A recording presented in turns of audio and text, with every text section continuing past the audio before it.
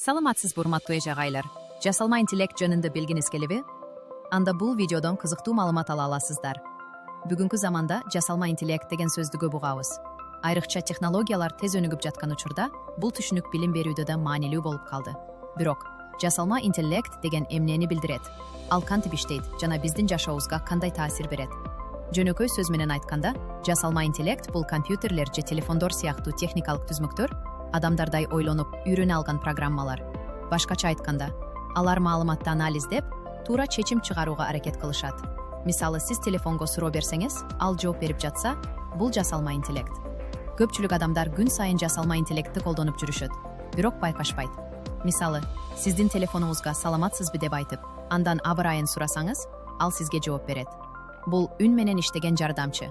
Ошондой эле, YouTube же TikTok сизге жаккан видеолорду сунуштап жатса, бул дагы жасалма интеллект. Аны робот чаң соргучтарда же онлайн котормочу куралдарда да көрөбүз. Жасалма интеллектте адамдардай турмуштук тажрыйбасы же сезимдери жок. Ал маалыматтардан гана үйрөнөт. Эгерде биз ага мышыкты аныкта десек, миңдеген мышыктардын сүрөттөрүн көрсөтөбүз. Ал сүрөттөрдөгү окшоштуктарды издеп, мышык ушундай болот экен деп үйрөнөт. Бардык келечектеги учурларда ал жаны сүрөттөрдөн дагы мышыкты таанып калат. Дал ушундай эле жол менен дүйнө жүзүндөгү миллиондогон, миллиарддаган адамдар күн сайын ар кандай маалыматтарды интернетке жүктөп турушат. Биз бул чоң глобалдык тармакты интернет деп атайбыз. Эң кызыгы, жасалма интеллект ушул интернетке туруктуу жана чексиз мүмкүнчүлүк менен туташкан. Башкача айтканда, интернет аркылуу жөнөтүлгөн ар бир маалымат, сүрөт болсун, текст болсун, үн же видео болсун, баары жасалма интеллектке жеткиликтүү. Ошондуктан жасалма интеллект бардык тилдеги, анын ичинде кыргыз тилиндеги да чоң маалымат базасына ээ.